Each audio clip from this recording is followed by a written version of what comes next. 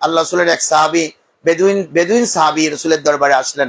এসে বললেন, ইয়া রাসূলুল্লাহ, আমাকে ইসলাম, বেদুইন মানে গ্রাম্য, মূর্খ, লেখাপড়া জানে না, একেবারে গ্রাম থেকে আসছেন। বললেন, হুজুর আমি এসেছি ইসলাম কবুল করবার জন্য। তো রসুল এনাকে কলেমা পড়াই দিলেন। কলেমা পড়াবার পরে তো রসুল পাক সাল্লাল্লাহু আলাইহি ওয়াসাল্লামকে উনি বললেন, হুজুর আমার ঈমান যেন আরো মজবুত হয়, আপনি ওরকম একটা কাজ আমাকে দেখান, অর্থাৎ আপনি এমন কোন মুজিজা দেখান, আমি আপনার এটা দেখে যেন আমার ঈমান মজবুত হয়। তখন আল্লাহ রসুল বললেন, তুমি বাইরে একটা গাছ ছিল, গাছ।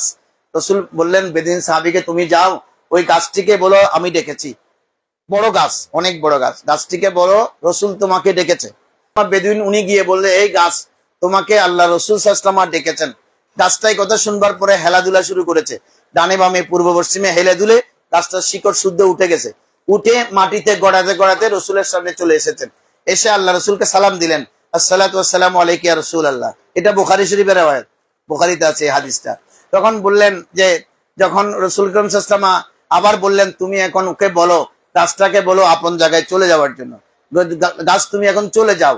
গাছ গিয়ে যেখান থেকে উঠেছে সেখানে আবার নড়াচড়া করে গাছটা ওখানে স্থির হয়ে দাঁড়িয়ে গেলেন এবং খাড়া হয়ে মজবুত হয়ে দাঁড়িয়ে গেলেন। তো সাহাবী বেদুইন যিনি এসেছেন, ওটা দেখে উনি খুব আবেগ আপ্লুত হয়ে গেছে, যিনি কেমন নবী যে ওনার কথা শুনে গাছ চলে আসে, গাছ আবার আপন জায়গায় চলে যায়।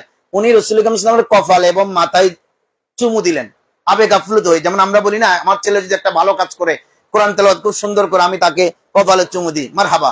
রসুল উনি আবেগ আপ্লুত হয়ে গেলেন, রসুলকে ইনি কপালে এবং মাথায় চুমু দিলেন। বললেন, ইয়া রাসূলুল্লাহ, আমার ইচ্ছে করতেছে আপনাকে একটা সিজদা করার জন্য, আমার ইচ্ছে করতেছে, আবেগ আপ্লুত হয়ে গেছে, আপনাকে আমি একটা সিজদা দিতে পারবো? রসুল বললেন, খবরদার, মানুষ মানুষকে সিজদা দিবা না, আমাকে তুমি সিজদা দিও না। যদি মানুষ মানুষকে সিজদা দেওয়া জায়েজ হতো, আমি প্রত্যেকদিন স্ত্রীকে বলতাম তার স্বামীকে সিজদা দেওয়ার জন্য। কি বুঝলেন হাদিসটা? অর্থাৎ স্বামী আপনার কাছে এত বেশি গুরুত্বপূর্ণ ব্যক্তিত্ব যে রসুল বলতেছে, যদি আমার শরীয়তে মানুষ মানুষকে সিজদা দেওয়া বৈধ হতো, তাহলে আমি প্রত্যেক স্ত্রীকে বলতাম স্বামীকে প্রত্যেকদিন সিজদা করার জন্য। এটা শরীয়তে জায়েজ নাই হিসেবে আমি অনুমতি দেই নাই। অর্থাৎ স্ত্রীর কাছে আল্লাহ এবং রসুলের পরে সবচেয়ে বেশি সম্মানী ব্যক্তি হলেন তার হাজবেন্ড। এই কথা যদি কোনো মহিলা মনে প্রাণে মনে রাখে, ওই ঘরের মধ্যে কোনোদিন অশান্তি আসবে না, এবং ওই ঘর একটা বেহেশতের, দুনিয়াতে একটা বেহেশত হবে। কারণ উনি তো স্বামীর মুখে মুখে তর্ক করে না, স্বামী যা বলে তা শুনে, স্বামী বাপের বাড়ি যাইতে মানা করলে যায় না, স্বামী বেরোতে মানা করলে বের হয় না, স্বামীর ঘর পাহারা দেয়, স্বামীর মাল সামান রক্ষণাবেক্ষণ করে, স্বামীর বাচ্চা কাচ্চাকে দেখাশোনা করে।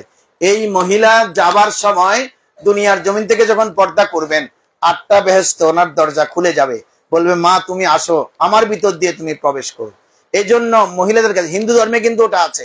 হিন্দু ধর্মে দেখবেন, আপনাদের বাড়ির পাশে হিন্দু থাকলে আপনারা দেখবেন, হিন্দু মহিলারা হাজবেন্ডকে সকালবেলা সেজদা করে, প্রণাম করে, ঘর থেকে বেরোয়ার সময় সেজদা, স্বামীকে সেজদা করে তারপরে স্বামী বের হয়। এই ধর্মে তাদের ওটা আছে, অর্থাৎ তারা স্বামীকে খুব মানে।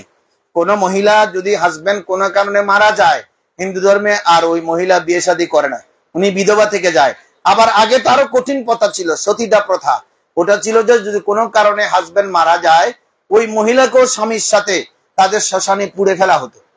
এই বর্বর আইন এখন মানুষ প্রতিবাদ করার কারণে মহিলাদের অধিকার ক্ষুণ্ণ হচ্ছে এটাতে।